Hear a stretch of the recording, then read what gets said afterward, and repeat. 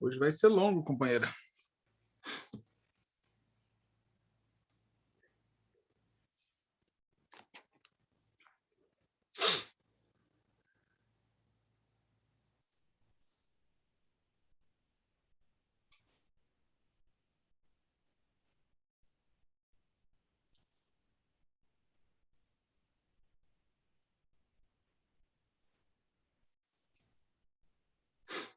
Estamos ao vivo, fora Bolsonaro.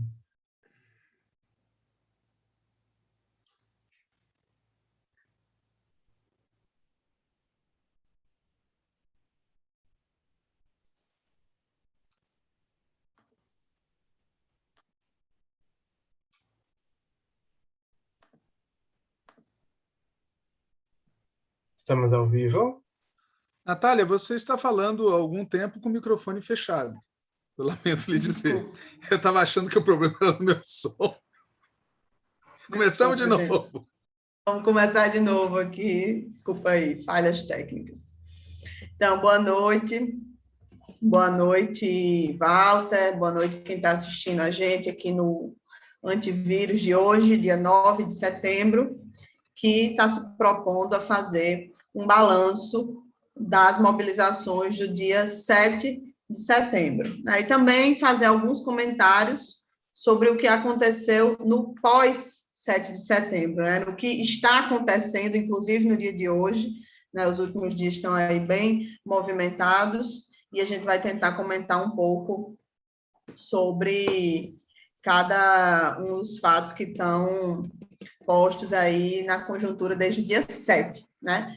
Antes de Walter começar, eu queria recomendar duas coisas. Primeiro, um programa, uma entrevista que foi feita com o próprio Walter ontem, no programa 20 Minutos, né, feita por Breno Altman, que já traz um balanço do dia de ontem, né, muito no quente, em relação aos atos em si, né, e também recomendar a live de balanço que foi feita ontem pelo Manifesto Petista, ontem à noite. Então, queria recomendar esses dois programas, e já passo a palavra para a Walter para fazer a sua análise aí inicial. Walter.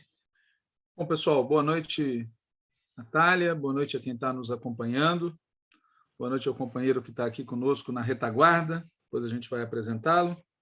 Bom, primeiro uma explicação. A gente prepara o antivírus nos dias anteriores e a gente produz um roteiro do que nós vamos falar aqui. E no roteiro deste antivírus que vocês estão assistindo agora, a gente incluiu 3 vezes a palavra instabilidade. Numa dessas vezes, a palavra instabilidade aparece numa frase que diz assim, abre aspas, num ambiente de tanta instabilidade, tudo pode ocorrer, inclusive nada, fecha aspas. Bom, os acontecimentos das últimas horas, essa carta patética do presidente da República Cavernícola, confirmam plenamente isso. Como resumiu o Rodrigo Constantino, que, por incrível que pareça, eu escuto a Jovem Pan, num tweet, o Rodrigo Constantino diz assim, dia 7, multidão nas ruas com pauta patriótica condenando o arbítrio. Dia 9, Bolsonaro elogia a China como essencial e pede desculpas ao STF. Tudo pode ocorrer, inclusive nada. Mas não é certo que tudo seja incerto. A gente estava conversando agora, antes de começar o programa, a boiada está passando. Assim, vamos tentar responder aqui nesse antivírus a questão do nosso card, 7 de setembro. Quem ganhou? Né? Para responder essa questão, é preciso saber quem estava disputando e o que estava e segue estando em jogo. O que estava e segue estando em jogo é a presidência da República, ou, se quiserem dizer de um jeito mais sofisticado, o que está em jogo é em que bases vai se dar a relação entre o governo federal e as demais instituições do Estado brasileiro.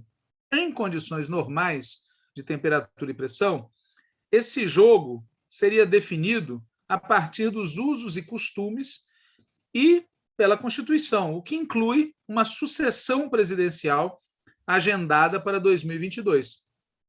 Acontece que as condições do país não são normais. Pandemia, crise social, crise econômica, crise política, crise entre as instituições apagão à vista, mais de 160 pedidos de impeachment, um cavernícola no governo, a mão amiga do partido militar, uma extrema-direita excitada, e sem falar de um ambiente internacional que é para lá de esquisito, né? Bom, então as condições não são normais, e além disso tem essa variável predominante, típica das crises, que é a tal instabilidade. Nesse contexto, em parte por pressão popular, em parte por conta dos conflitos no andar de cima, em particular no interior do sistema judiciário, apareceu um fato novo, que foi a devolução dos direitos políticos de Lula, a partir do dia 8 de março em diante. E desde que esse fato novo surgiu, o Lula vem liderando as pesquisas de intenção de voto para as próximas eleições presidenciais. Claro que as eleições estão marcadas para o ano que vem, mas o fato é que as pesquisas apontam que, se fosse hoje a eleição, a disputa seria entre Lula e Bolsonaro, e Lula seria o próximo presidente da República. Ora, do ponto de vista de quem armou o golpe de 2016, condenou Lula, prendeu Lula, interditou a candidatura de Lula, apoiou Bolsonaro no segundo turno e vem se beneficiando das contrarreformas iniciadas em 2016 e continuadas até hoje, pois a boiada segue passando, né? A vitória de Lula é uma notícia ruim, digamos assim, né? Por isso, parcela dos que apoiaram Bolsonaro no segundo turno de 2018 e segue apoiando as políticas do seu governo, parcela dessa turma está agora buscando construir uma alternativa não bolsonarista para enfrentar Lula. O problema dessa parcela, é bom ressaltar, é com o Lula. Bolsonaro é um problema para eles porque, a preços de hoje, ele tende a perder para o Lula. Frente a essa movimentação que descarta ele, o Bolsonaro tem agido em duas linhas. Por um lado, ele faz política tradicional e, por outro lado, ele mobiliza a base social. A parte da política tradicional não é a menos importante, até porque Bolsonaro pretende vencer as eleições, e a chamada política tradicional é essencial nisso. Mas aqui nesse programa, nessa edição do Antivírus, a gente vai falar da mobilização da extrema-direita. Pois bem, as mobilizações que o Bolsonaro veio fazendo desde 8 de março até 6 de setembro não foram grande coisa. A maioria dos analistas subestimou essas mobilizações e tirou sarro da semelhança entre o que o Bolsonaro fez e o que o Mussolini fez nos anos 1920 e 1930.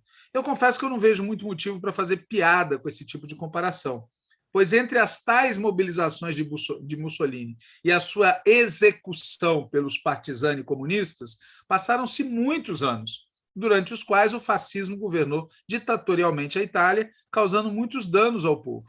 E a verdade é que o governo Bolsonaro vem causando enorme dano ao povo brasileiro. 600 mil mortos, dezenas de milhões de desempregados e famintos. Então, mesmo essas piadas que a gente às vezes faz com o bolsonarismo e com o Bolsonaro, correm o risco de naturalizar, de, sabe, tratar como se fosse algo razoável, motivo de riso, o que tinha que ser motivo de intensa reação nossa para tirar esse cara, né? Ele, os seus e tudo mais. Bom, mas seja como for, as mobilizações iniciais do Bolsonaro entre o início de março e o início de setembro foram fracas de público, né? Nesse mesmo período, cresceu a pressão contra o Bolsonaro, não apenas por parte da campanha fora Bolsonaro, mas também por parte da Globo, do STF e da CPI da Covid. Diante dessa ofensiva contra ele, vinda da esquerda e vinda de um pedaço da direita, o Bolsonaro decidiu fazer o que ele sempre faz, né? Contra-atacar. Mas é bom lembrar que ele sempre contra-ataca, mas também depois ele sempre recua. Essa carta de hoje só chama atenção por ser, assim, vergonhosa, patética, mas é do mesmo modelo de ação e recuo de vezes anteriores. E ele decidiu fazer essa ofensiva, né, passada, concentrando forças em duas grandes manifestações, uma em São Paulo, capital, e outra em Brasília. A data escolhida para essas duas manifestações, o 7 de setembro, gerou em muita gente a impressão de que se trataria de um confronto direto entre Bolsonaro versus a oposição de esquerda. Afinal, desde 1996, acho eu, parte da esquerda organiza exatamente no dia 7 de setembro o Grito dos Excluídos. E esse ano, o grito assumiu a palavra de ordem fora Bolsonaro. Mas, na verdade, o alvo imediato do bolsonarismo não era a esquerda. O alvo imediato do Bolsonaro era um setor da própria elite, mais exatamente o STF, mais precisamente o ministro Alexandre Moraes. Por qual motivo? Porque Bolsonaro quer impedir que façam com ele algo parecido com o que fizeram com Collor. Lembrando, né? Parte das elites participou do movimento Fora Collor e depois usou o governo Itamar para forjar a candidatura a Fernando Henrique Cardoso, que não era a candidatura de um aventureiro como o Collor, era de um aventureiro de outro tipo, mas era uma candidatura que foi construída organicamente. Se agora eles tirarem Bolsonaro, esse pedaço da direita abriria espaço para uma terceira candidatura, é isso que eles imaginam. Terceira candidatura, não terceira via. E se der certo o plano deles, não seria terceira, mas seria segunda, pois o cavernícola, nesse cenário, estaria fora do jogo. Essa outra candidatura supostamente seria capaz de derrotar o Lula. Portanto, ao chamar as manifestações de 7 de setembro, o Bolsonaro não tinha como objetivo dar um golpe ao estilo 31 de março de 64. Aquele tipo de golpe se dá contra quem está no governo, e o Bolsonaro já está no governo. E, além disso, Bolsonaro quer continuar na presidência da República por muitos anos, inclusive para não terminar essa história preso.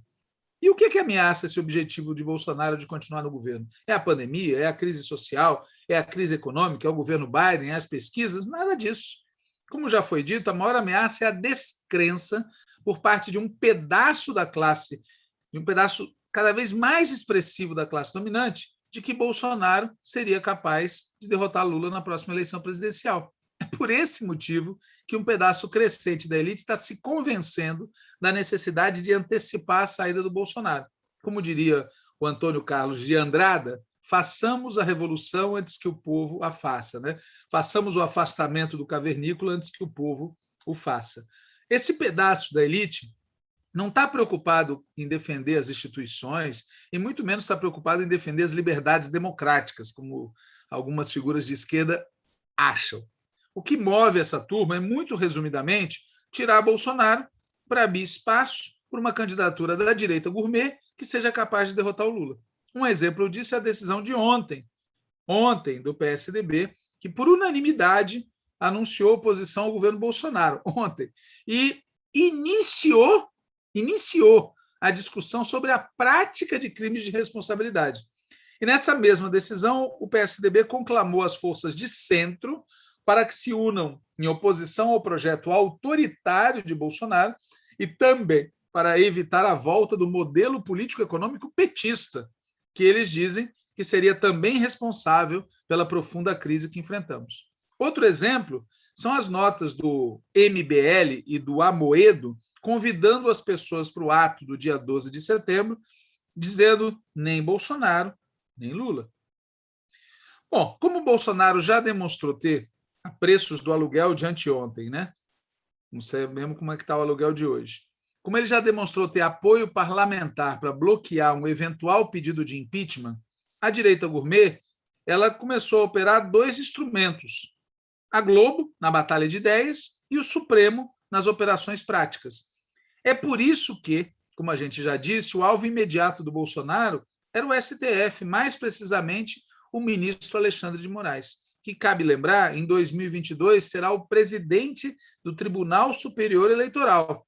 E o Tribunal Superior Eleitoral poderia, em tese, inabilitar o cavernícola, ao estilo do que eles fizeram conosco em 2018.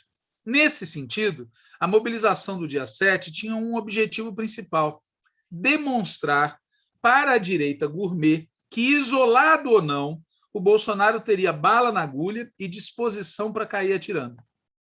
A direita gourmet, é bom lembrar, né, é a principal responsável pelo golpe de 2016, assim como pela condenação, prisão e interdição da candidatura do Lula. Esse pedaço da direita foi, ademais, cúmplice da vitória do Bolsonaro, assim como é sócio majoritário das políticas neoliberais do cavernícola. Entretanto, como a gente já disse, e nós vamos repetir, essa direita gourmet está chegando à conclusão de que Bolsonaro é um homem marcado para perder as próximas eleições presidenciais. O que fazer diante disso? Tentar tirar Lula de novo? A preços de hoje, isso exigiria contar com alternativas indizíveis. Tentar tirar Bolsonaro, abrindo espaço para uma candidatura presidencial gourmet supostamente capaz de derrotar o Lula, bom, crescentes setores da classe dominante, como a gente já disse, estão aderindo a essa alternativa. Mas eles têm medo de que dê tudo errado, medo que é compreensível, tendo em vista o caminho percorrido por eles desde 2016. Vamos lembrar que para fazer o impeachment e tirar Lula da disputa, eles convocaram e eles legitimaram a presença da extrema-direita nas urnas. E depois eles viram as candidaturas deles, Alckmin e Meirelles, serem atropeladas por essa extrema-direita encabeçada pelo Bolsonaro. No segundo turno, eles apoiaram Bolsonaro contra Haddad, acreditando que as instituições conseguiriam controlar o cavernícola. Não deu certo. Depois apostaram na tutela militar sobre Bolsonaro. Tampouco deu certo, porque a tutela militar é com Bolsonaro, não contra ele. Em seguida, disputaram a presidência da Câmara dos Deputados. Conseguiram, inclusive, atrair setores importantes da esquerda para essa operação imperdível, né? Que era isso que se dizia, né? Mas Bolsonaro pagou o aluguel do Centrão e ganhou. Mais recentemente, a direita gourmet passou a depositar suas expectativas no Supremo, talvez acreditando que a família poderia ser pressionada a aceitar algum tipo de impunidade premiada. Aliás, isso é bem interessante, né? No fim da ditadura, aprovaram uma anistia que perdoava os crimes dos golpistas daquela época, o que serviu para acalmar um pouco a extrema-direita militar, aquela que fazia atentados à bomba, inclusive o fracassado atentado do Rio Centro. E agora tem gente cogitando fazer algo parecido para facilitar a saída de Bolsonaro, a impunidade para ele e para os crimes cometidos pelos dele. Mas o clã Bolsonaro, até ontem, pelo menos, não havia aceitado essa oferta e preferiu partir para o enfrentamento, acusando o STF de golpista e dizendo que não cumpriria as decisões do Alexandre de Moraes. Diferente da esquerda, que num certo momento foi às ruas dizendo não vai ter golpe, mas não fez tudo o que estava a seu alcance, o Bolsonaro fez movimentos mais pesados, que visavam demonstrar que ele tem mais apoios e mais consistentes do que o Collor tinha. Nesse sentido, a gente continua dizendo que é um erro minimizar a demonstração de força que o bolsonarismo, a extrema-direita, deu no dia 7. Não se trata aqui do Bolsonaro pessoa física, que pode ser descartado, mas do bolsonarismo, da extrema-direita militante, que emergiu nesse país e mostrou a força que tem. Aliás, chega a ser engraçado, né? Antes do dia 7, tinha gente recomendando que nós não devíamos sair de casa. E depois do dia 7, passou a ter gente falando que o cavernícola era um tigre de papel. A gente pensa diferente disso. Nem Bolsonaro, e principalmente nem o bolsonarismo, podem ser subestimados. Nem no terreno da política tradicional, nem como adversários eleitorais, nem como golpistas. Quem está dando risada hoje do recuo de Bolsonaro, da carta de hoje, pode rir, que rir é bom, né? Mas vamos lembrar, esse argumento de que cometia excessos no calor do momento não vale nem para as relações pessoais. Imagina para um presidente que comete crime de responsabilidade. Isso não é desculpa nem aqui nem na Conchinchina. E esse cidadão devia ser afastado, precisa ser afastado, tem que ser empichado. E quem cometeu em 2018 o erro de subestimar Bolsonaro não deveria reincidir nele agora. Por exemplo, subestimando a importância de lutar pelo impeachment imediato do cidadão. Aliás, impeachment, julgamento, condenação e cana. Bom, mas voltando às manifestações da extrema-direita, atacar o STF nunca foi consensual entre os que apoiam e integram o governo de Bolsonaro. Mas o núcleo duro do governo, inclusive o próprio Bolsonaro, estava decidido a isso, talvez porque soubesse mais do que nós sabemos acerca do risco que Bolsonaro e sua família correm de terminar, nas palavras do próprio, mortos ou presos. Mortos ou presos. Além do risco da interdição eleitoral. Ou talvez tenham também esticado a corda porque eles conhecem a tibieza da direita gourmet e sabiam que, mesmo esticando a corda, não viria do outro lado a degola via impeachment, viria um acordo. E tudo indica que, por trás da carta humilhante, algum acordo foi feito, e esse acordo pressupõe a continuidade do cavernícola na presidência da República e, principalmente, que é o que interessa aos mercados, a continuidade da boiada passando. Né? Seja como for, no dia 7, o bolsonarismo movimentou as suas tropas nas polícias, nas igrejas, no setor do agro que o apoia, etc., etc., e junto com a mobilização veio a retórica golpista e violenta. O alvo era o STF, mas o efeito prático foi assustar parte da oposição de esquerda. Para a esquerda, a situação no dia 7 já seria difícil por si mesma. Feriado prolongado, pandemia, concorrência bolsonarista. Aí veio em São Paulo Dória, entregando a Paulista para os bolsonaristas e tentando proibir, vamos lembrar disso, tentando proibir as manifestações da esquerda. E como se não bastasse, a gente ainda teve que enfrentar a desmobilização praticada por setores da própria oposição.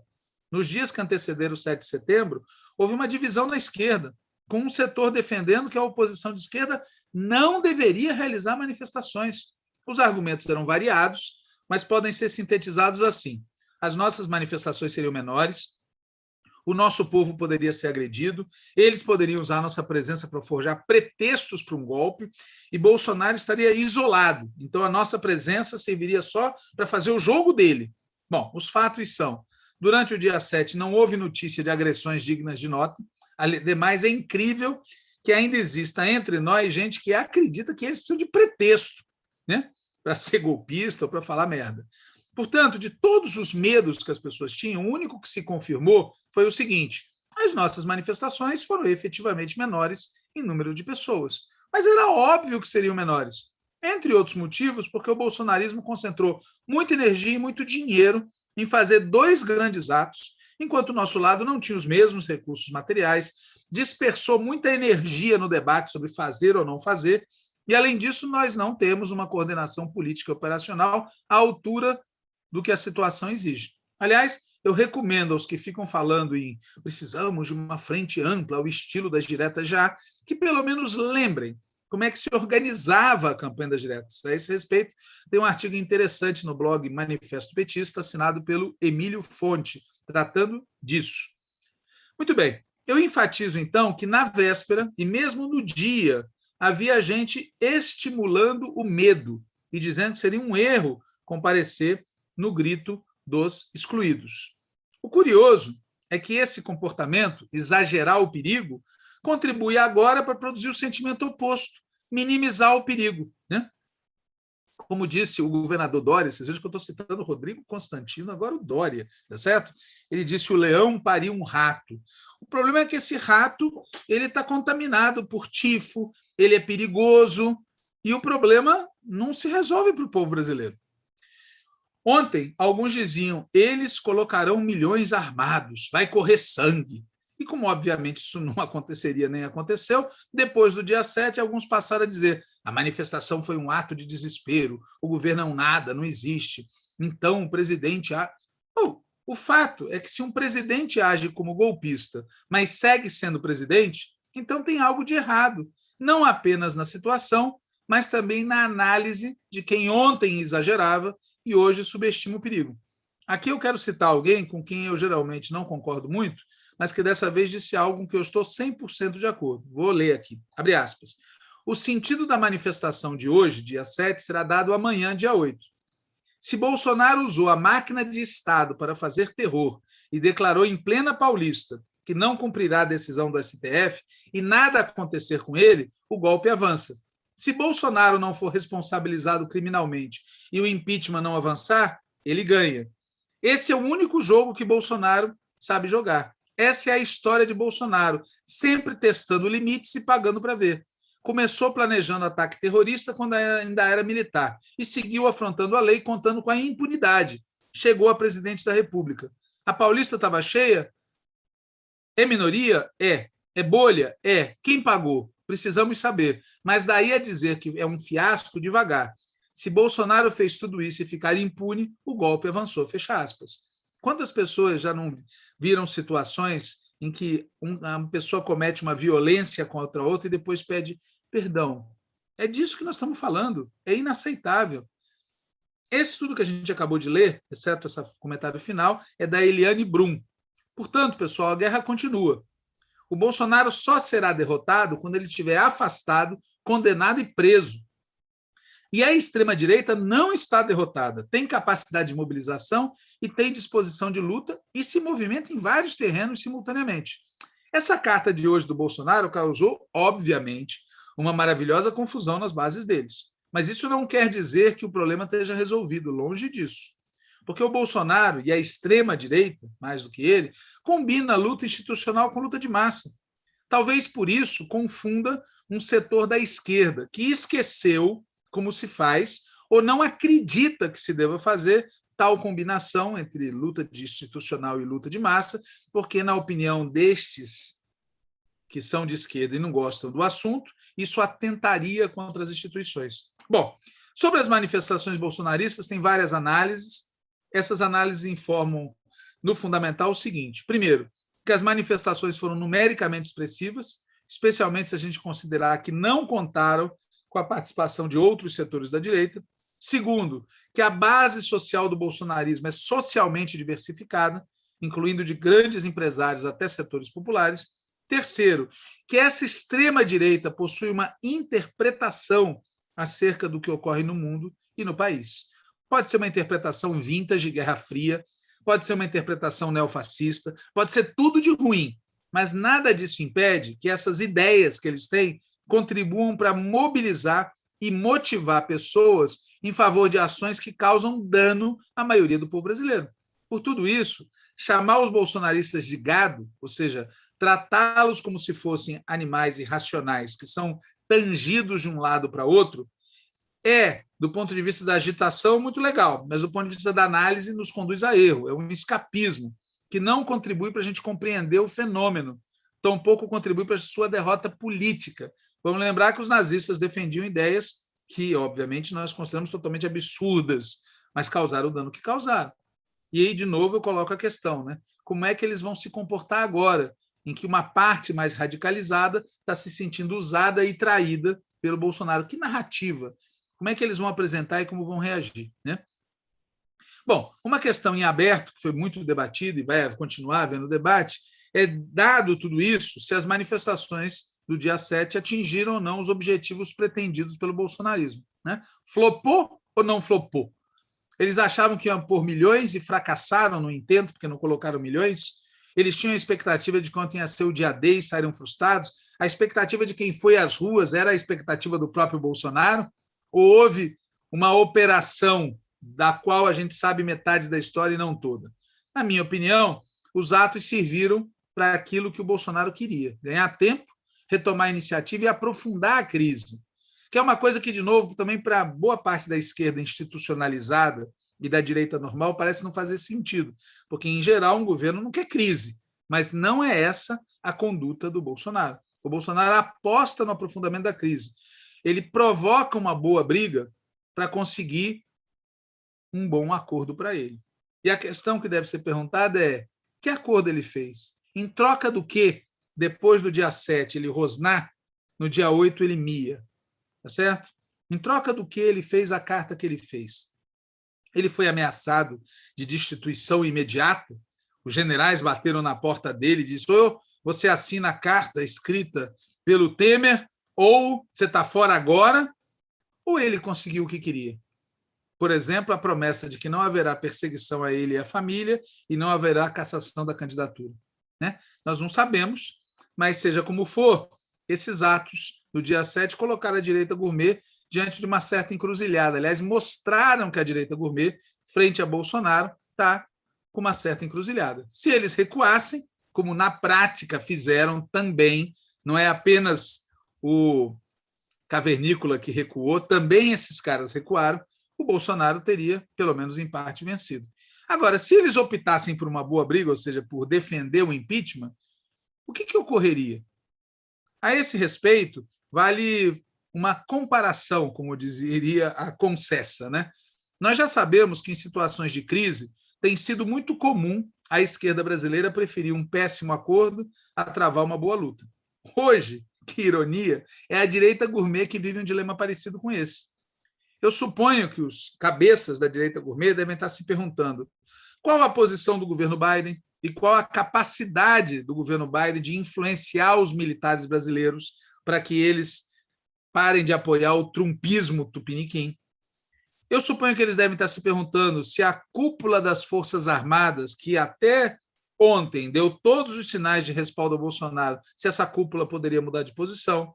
Eu suponho que os cabeças da direita gourmet devem estar se perguntando quanto custaria fazer o Centrão, mais especificamente o Arthur Lira, alterar sua postura. E vejam as declarações contraditórias que ele deu sobre o tema do cumprimento das decisões do STF. Ele disse uma coisa, o Arthur Lira depois disse, né? Os cabeças da direita gourmet devem também estar se perguntando o que poderia fazer efetivamente o STF se o Bolsonaro realmente descumprisse as suas determinações. Aliás, ele disse já, o que já seria um crime. Imagine se alguém do nosso lado tivesse feito isso, né? E os cabeças da direita gourmet também devem estar se perguntando, ok, se tudo der certo e se Bolsonaro vier mesmo a ser afastado por um impeachment, por exemplo, quem é que vai sair ganhando com isso? E eu suspeito que essa última deve ser a maior preocupação deles. E eu acho que é isso também que explica o acordo feito hoje envolvendo o golpista vampiresco Dom Michel, tá certo? Pois de nada adiantaria para eles derrotar Bolsonaro se o beneficiário final da operação formos nós. Pois o que efetivamente está em jogo para eles não são as liberdades democráticas, não são as instituições. O que está em jogo para a direita gourmet é a continuidade das políticas neoliberais. É por isso que, além de todas as perguntas acima, a direita gourmet deve estar se perguntando o que a esquerda vai fazer. Será que a esquerda estaria disposta a tratar Mourão como tratou Itamar? Ela estaria disposta a fazer um pacto que preserve as contrarreformas neoliberais feitas desde 2016? Sobre isso, é preciso a gente deixar claro, existe sim na esquerda gente disposta a cumprir este triste papel. Ou seja, existe gente disposta a abrir mão do programa ou de parte importante dele e oferecer à esquerda como reconstrutora da institucionalidade perdida. Na prática, isso significaria aceitar boa parte das contrarreformas neoliberais como fato consumado e reestabelecer a paz política em condições tais que o pato ia ser pago pelos de baixo, o que nesse país da transação pelo alto não seria propriamente uma novidade, né? Assim como não seria novidade uma parte da esquerda cair nessa. Mas seria simplesmente bizarro se o PT caísse nessa. Pois o PT foi criado e organizado exatamente contra este tipo de postura. É verdade que nos governos Lula e Dilma, o PT adotou uma postura bastante moderada. E o que aconteceu? O golpe. Será que a gente não aprendeu nada? A verdade é, tem gente que não aprendeu nada mesmo, né? E sendo assim, levando em consideração que esse tipo de gente existe, vale a pena aqui usar um outro argumento. O argumento é: nós estamos em 2021, nós não estamos em 2001. O mundo é outro, o Brasil é outro, a direita é outra, e a esquerda também é outra. Os setores da esquerda que arrastam a asa para um acordo por cima precisam lembrar, antes de mais nada, aquilo que a gente falou lá no início: o principal traço da conjuntura é a instabilidade, e isso afeta todo mundo, da extrema-direita até a extrema-esquerda. Daí decorre que 2022 não está garantido, sob nenhum aspecto. Ter a eleição não está garantido, o resultado da eleição não está definido, a posse de quem vencer não é fato consumado, e o que ocorrer depois depende de variáveis que estão sendo definidas agora, em 2021. Parte da esquerda, como a gente já disse, subestima Bolsonaro. Subestimou em 2018, subestima agora. Parte da esquerda superestima o compromisso democrático das elites. Superestimou em 2016, superestima agora. Parte da esquerda acredita nas instituições. A fé da hora se concentra no STF, mais precisamente no Alexandre de Moraes. Quem diria, o cidadão virou herói de muita gente. Eu vi um texto engraçadíssimo de um importante analista político, muito simpático, dizendo que, por exemplo, estava tudo armado para um golpe militar no dia 7. E aí um ato de gênio do Fux impediu o golpe. Eu li o texto umas 2 vezes. O cara que escreveu é um cara de esquerda, isso faz análises muito interessantes, mas a síntese da posição dele é "In Fox we trust", que todo mundo sabe quem foi que inventou essa frase. Não é possível, né, gente? Bom, um relógio errado, ele acerta as horas 2 vezes por dia. E num ambiente de tanta instabilidade, como a gente falou no início, tudo pode ocorrer, inclusive nada. Mas se a gente não quiser ficar dependendo do imponderável, nem ficar a reboque deste ou daquele setor das elites, nós temos que lembrar quem é quem nessa confusão toda. A direita gourmet ela quer preservar as conquistas programáticas do período 2016-2021. Se agora eles estão em choque crescente com Bolsonaro, é porque eles querem evitar Lula. Porque a direita gourmet acha que o tal lulopetismo é como o escorpião da fábula. No fim das contas, eles acham que o escorpião vai ferroar o sapo. Claro que é um absurdo eles acharem que eles são sapo, mas esse é outro assunto.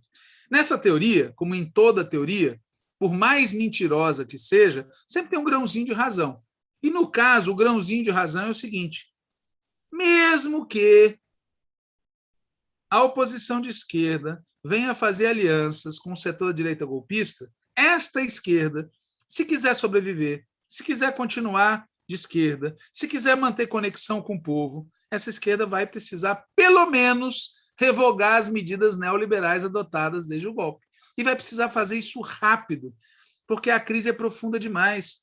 E não haverá, contra um governo de esquerda, a mesma tolerância que parece existir contra os governos de direita. Não vai haver tolerância da parte do povo, não vai haver tolerância da parte da direita gourmet, nem, muito menos, óbvio, da parte da extrema-direita. E, aliás, vale dizer que a gente fica falando de direita gourmet, mas isso não quer dizer que ela seja menos violenta. Eles conciliaram com o bolsonarismo, podem chegar novamente a um acordo com a extrema-direita, não tem questões de princípio contra o neofascismo, e eles acham que o povo brasileiro merece ser maltratado, espancado e violentado. Bom, qual é a conclusão, para encerrar, que a gente deve tirar disso tudo? Que, para nós, não basta derrotar o Bolsonaro e o bolsonarismo. Para nós é preciso derrotar o Bolsonaro, o bolsonarismo e o neoliberalismo, motivo pelo qual nos interessa estimular o aprofundamento do conflito entre a oposição de direita e o bolsonarismo, mas sem depender deles e sem se misturar com eles. Isso, aliás, é uma das razões práticas, existem razões políticas, para a gente marchar separados, né? E sobre isso, a gente vai comentar mais adiante, mas tem gente que fica querendo fazer ato conjunto, até com o MBL, e esquece totalmente do que falou no dia 7. No dia 7, tinha medo das confusões que podiam ser provocadas por infiltrados nos nossos atos. E agora acha que vai correr tudo bem. Se misturar na Avenida Paulista, tá certo? Ou em qualquer outro lugar, a oposição de esquerda e a turma do MBL. Bom, melhor, obviamente, na nossa opinião, é deixar que eles façam seu próprio ato, convoquem sua própria tropa com seu discurso próprio, que é antipetista, e demonstrem qual é a sua força efetiva. E é bom que eles demonstrem que estão mesmo dispostos a marchar e que defendem mesmo o impeachment. No nosso caso, diferente do deles, a defesa do impeachment não está condicionada a cálculos eleitorais. A gente considera que o afastamento do Bolsonaro é uma questão de saúde pública, em todos os terrenos, sanitário, social, econômico, político, cultural e de soberania. E se não for afastado, Bolsonaro vai seguir na operação golpe em prestações. Ele avança, depois recua um pouco. Avança, é o negócio do bode na sala, né? Ele avança, a gente vai se acostumando com a presença dele. Não dá. O objetivo dele é continuar presidente depois de 2022, custe o que custar. Os avanços têm esse objetivo e os recuos também têm. Também por isso, a gente precisa ampliar a mobilização da oposição de esquerda, convocando nova mobilização pelo Fora Bolsonaro, organizando não só atos centrais, mas também atos nas periferias das grandes cidades e aumentando a pressão sobre Lira. Sempre lembrando, mais uma vez, que o nosso objetivo não é apenas derrotar Bolsonaro e o bolsonarismo, mas também derrotar o neoliberalismo, que a direita gourmet apoia enfaticamente.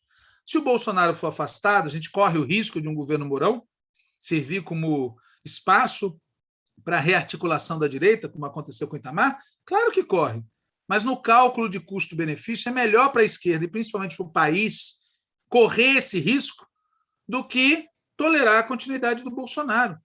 Além disso, vamos falar a verdade, né?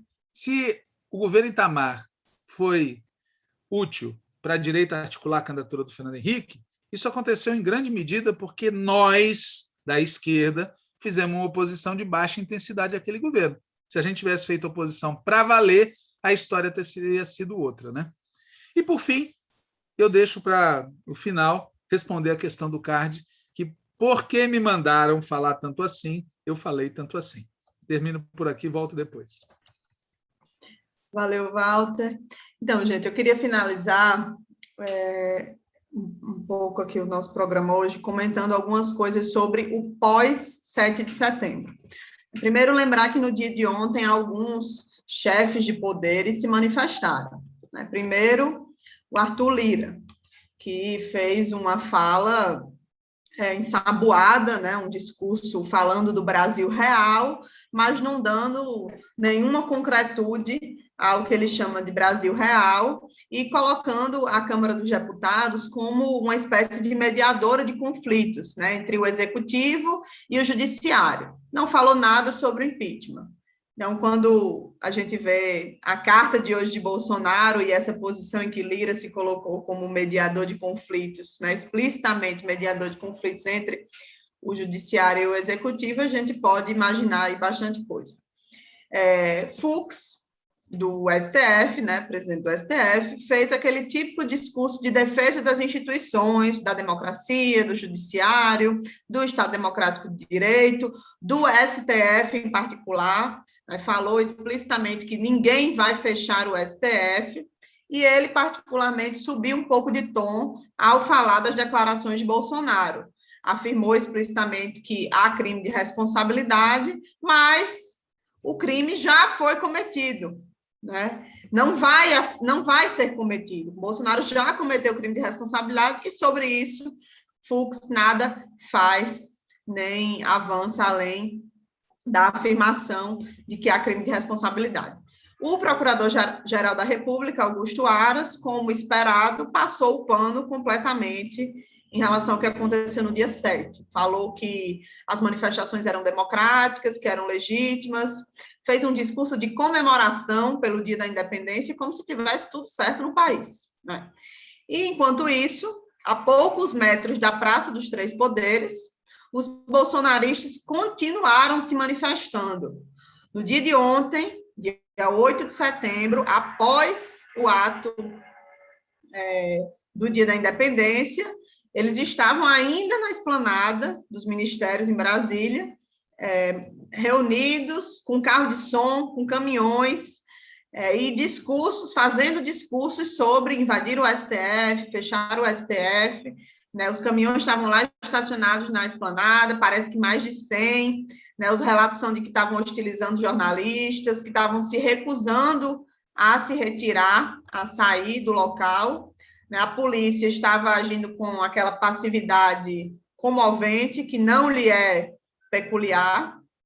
O acesso ao Congresso Nacional ontem permaneceu bloqueado por várias vias, também por esse motivo, de estar ainda em curso essa manifestação lá. A marcha das mulheres indígenas que estão acampadas aqui em Brasília desde sábado, vamos lembrar disso, estava marcada para hoje, foi cancelada por causa dessa situação que permanece, né, está prevista para acontecer amanhã, mas nunca se sabe, não se sabe, né? Pelo menos antes de entrar, até a gente entrar aqui no antivírus, eu não tive notícia de que teria sido desmontada a ocupação que está acontecendo lá e que haveria já condições garantidas para que a marcha aconteça amanhã. Então, até onde eu tenho informação, segue tendo ocupação de caminhões e de manifestantes bolsonaristas lá próximo ao Congresso, né? E, enquanto isso, tem as informações que circularam sobre bloqueios em estradas, paralisações de caminhoneiros, vinculadas à pauta política, né, do bolsonarismo. Algumas informações mais recentes já estão indicando que isso está sendo desmontado, então a gente não tem informações mais específicas, mais precisas sobre o desenrolar dessa questão dos bloqueios e das paralisações de caminhoneiros nas estradas do país, né? Então, a gente vai ter que acompanhar, monitorar um pouco para medir as consequências disso, mas é evidente que tem uma subida de tom muito explícita, como o Walter já falou, né? E tem sinais de que há um setor da extrema-direita que está agindo por conta própria, né? É importante que isso seja dito, como inclusive disse o prefeito de Chapecó, ele também bolsonarista. Essa subida de tom, ela não é passageira, né? Ela não é uma coisa de agora, inclusive já é algo que a gente vem falando há muito tempo. Tem uma subida de tom permanente do lado de lá. E nos últimos meses, apesar da recuperação dos direitos políticos de Lula em março desse ano, apesar da pandemia, das denúncias de corrupção que ficaram ainda mais explícitas a partir da CPI, mas já vem desde antes com a questão da rachadinha, Queiroz, envolvimento com milícias, né? Apesar da perda de popularidade, da possível derrota eleitoral, segundo as pesquisas de intenção de voto, apesar das mobilizações do nosso lado, né? Nos últimos meses, a extrema-direita segue numa radicalização crescente, o que faz todo sentido, né? Tem gente que fica um pouco sem entender como é que pode, mesmo diante de toda essa crise, como não buscar a pacificação, né? Tem gente que opera, inclusive muita gente do nosso lado que opera com esse raciocínio. Como pode, diante de uma pandemia, de toda essa avalanche de questões envolvendo ele, a família e tudo mais, como não buscar a pacificação? De nossa parte, a gente acha que faz todo sentido ele não buscar a pacificação, né? Bolsonaro não é do tipo que perde e vai para casa. Ele está mais para aquele tipo dono da bola, né? Que quando percebe que vai perder, coloca a bola debaixo do braço e encerra o jogo, né? Uma outra imagem seria a do pombo enxadrista. E o 7 de setembro mostrou isso, né? Tem disposição do lado de lá para enfrentamento num grau muito alto, né? Apesar de todos os pesares que eu falei aqui, das pesquisas, das denúncias, da queda na popularidade, né? Para ser mais precisa, justamente por tudo isso é que Bolsonaro sabe que vai precisar metralhar, né? Que demonstrar que vai cair atirando é a melhor forma de evitar uma queda, né? Especialmente se do outro lado tem uma oposição que não está à altura em grau de radicalidade do que precisaria estar, né? Então, cair atirando para ele não é heroísmo, né? É esperteza, para a linha dele, para a política que ele adota, é o que ele acha que deve fazer, né? Vamos lembrar que tem inquéritos contra Bolsonaro em curso no TSE e no STF, e que tem quem diga que isso pode dar em cassação do registro dele na reeleição prevista para o ano que vem, né? Então, a subida de tom dele nas últimas semanas, né, que é em relação a Alexandre de Moraes, principalmente, mas também é em relação a Barroso, né, que está vinculado ao TSE, certamente também passa por aí, né? Algo na linha do que fizeram com Lula em 2018, né? Podem fazer com ele, nesse caso também para derrotar Lula, né, abrindo caminho para uma outra candidatura aos 45 do segundo tempo. É claro que a gente não tem como saber se essa operação de fato está em curso, né? Eu tenho minhas convicções, mas não temos provas, mas o fato é que ele reage num nível muito alto, e ele tem como fazer isso de várias formas, né? Ele está no governo, lembrando que em 2018, por exemplo, a gente não estava no governo, ele tem uma base de apoio armada, radicalizada, fiel, né? E também é fato que para uma operação desse tipo se viabilizar, os militares teriam que dar o seu aval, né? Seja sustentando Bolsonaro contra uma eventual cassação do registro, seja o inverso, sustentando a cassação do registro contra Bolsonaro. Ou seja, mesmo que Bolsonaro seja inviabilizado, o papel dos militares tende a ser decisivo para o sucesso do que vier a ser feito, né? O que, com certeza, teria participação da Embaixada dos Estados Unidos. E agora, um último comentário sobre o pós-7 de setembro, né? Agora, no fim do dia de hoje, saiu essa carta publicada no Diário Oficial, né? Que muita gente está fazendo deboche, né? Uma carta, de fato, patética, né, que sugere um recuo, mas eu acho que o principal que a gente precisa debater, refletir e ter informação sobre, né, precisa se perguntar a que preço, né, saiu uma nota com essa natureza, né? O que é que vai vir pela frente, né? Isso foi algo à toa, né? A gente não acha que né? E o fato é que de tédio não morreremos, não estamos passando por nada perto, né, de uma situação de tranquilidade, e a tendência é isso se agravar ainda mais.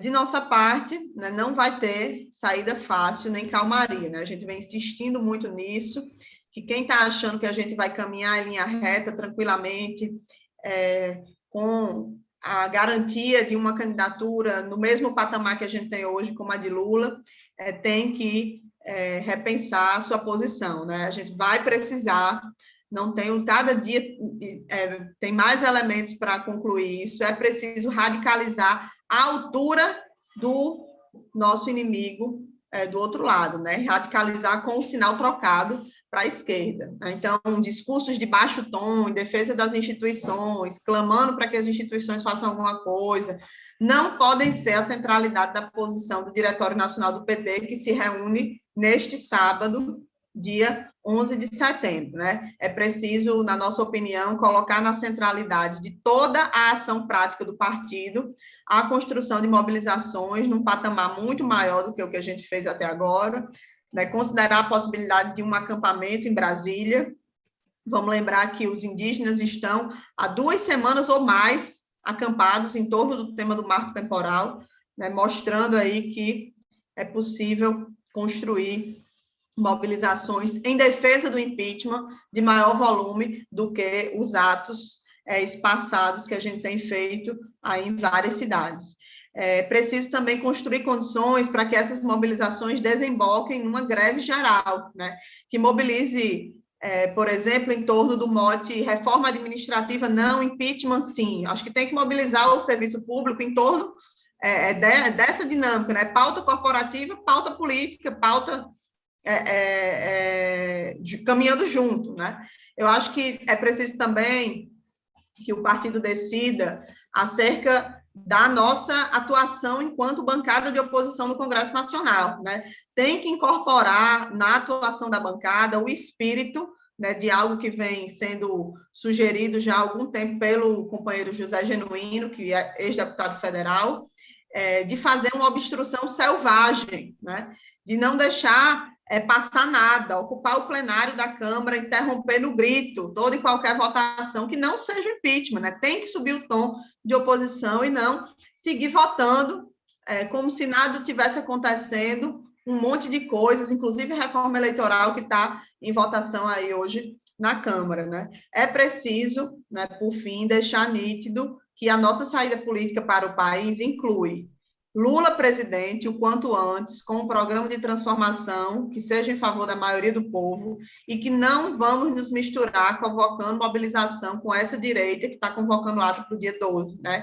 Falando que nem Lula, nem Bolsonaro. Inclusive, é bom que eles façam a manifestação deles e mostrem ao Brasil qual é a sua real capacidade de mobilização. Então, acho que esses são apenas alguns exemplos, né, de coisas que eu acho que é preciso constar no debate, ser discutido, ser aprovado, né, pelo Diretório Nacional do partido que vai se reunir no sábado, né? O Diretório Nacional precisa elevar o tom na posição que vai tirar nesse sábado, né? A classe trabalhadora brasileira precisa de um partido disposto e empenhado em enfrentar à altura a ameaça escancarada que a extrema-direita representa para os direitos, para as liberdades democráticas, para a soberania nacional, para a própria sobrevivência do povo brasileiro, e o PT tem a tarefa, né, de construir esse contraponto, essa oposição selvagem, como diz o companheiro José Genuíno.